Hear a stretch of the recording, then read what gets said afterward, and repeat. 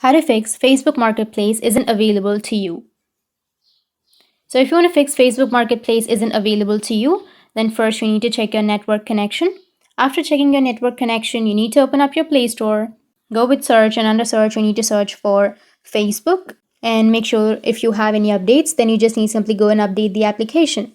Once you've updated, you need to open up your Facebook, and here on the top you can see that I have Marketplace. But if you don't have the Marketplace option, then you need to go with the upper right, which has that 3 horizontal lines. And here you need to go with settings, or the gear shaped icon, which is on the top right. Go with search. Under search you need to search for status bar or tab bar, and here you need to go with customize the bar, and here you will have the Marketplace. So if the Facebook Marketplace is not pinned, then you just need to simply go and pin the Facebook Marketplace. Once you've pinned, then it will fix your problem.